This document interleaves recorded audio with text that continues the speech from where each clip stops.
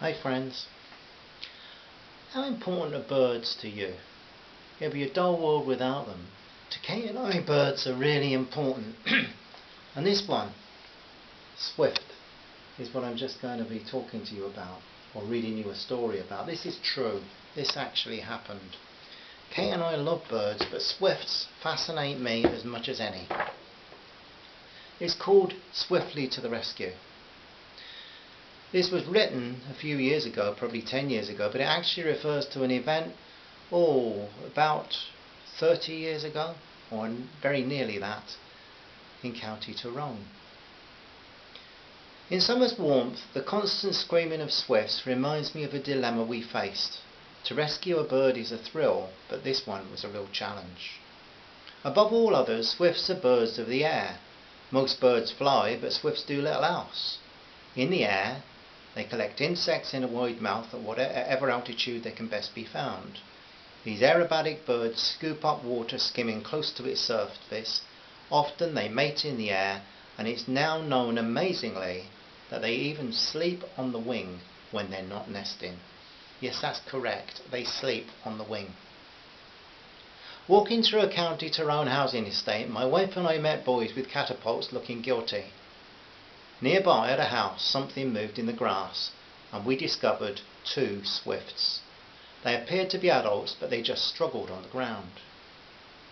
Previously, only seeing them this close in flight, we were fascinated. However, as they were in a distressed state, we wanted to help. As I reached forward to pick one up, it led to a painful discovery. 4 toes on each foot pointed forward, and they were needle sharp. Designed this way, swifts can hang on walls, but walking and standing is not possible. Gently opening the wings of each bird, I wished that they were as considerate as I was, because my hands were sore, although they didn't bleed. All the wings seemed fine for flying, so why were they grounded? Opening my hand to let one bird escape, it fluttered to the ground. Annoyingly, the catapulters returned. Were they the reason that these birds were on the ground? We trusted neither them or the cat that was watching on a nearby wall. Returning to the car and placing them in a box to cause them less stress also relieved my hands, but how could we help these birds? At our home in the hills, having made them safe for the night, we puzzled over our problem. Sharing a drink, we searched through our bird books, which didn't help much. Though swifts are not for the ground, as rabbits are not for the trees, one of our books suggested that swifts can fly from level ground, but not so our guests. They needed to fly so as to eat and drink, and another worry was entering my mind. This was mid-June. What if these were a breeding pair? Our field guide revealed that mating starts in May, and that both parents share the incubation of 2 or 3 eggs. The parents spend the night at the nest. Chicks hatch in about 20 days, so these were adult birds, not fledglings. But what if 2 or 3 youngsters were dependent on parents, and we had carried the parents away?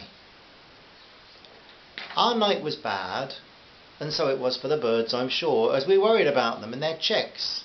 We were then ignorant of the fact that young swifts can actually lower their body temperature and survive in a dormant state for some time. Before breakfast, we took the birds out to the lawn.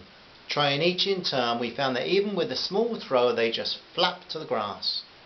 Back in the box, they were as silent as we were.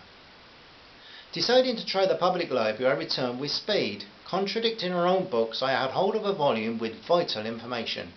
Excitedly, I pointed out to Kate, and she read out loud, "Swifts cannot land on the ground safely. They find it almost impossible to rise. They need 14 feet of drop to fly." 14 feet? Where could we try them from? I climbed onto our bungalow roof, and Kate passed me the box. Picking up one bird, I said, "I should have put gloves on. I hope this works." Gently throwing the swift in the air, it fell at least 8 feet, and it was off with a shrill call. Quickly I threw the other. "Yes!" shouted Kate as they both turned in the right direction. Our hearts soared with them as 2 pairs of sickle-shaped wings left with speed, justifying their name. swift. It was worth it. We were able to rescue them from those boys, perhaps certainly from the cat. Watching noisy madcap flights of swifts everywhere we've lived ever since, in any town, I feel a real sense of joy. In that small town of Newton Stewart, there will be by now the descendants of those birds that we preserved as a family.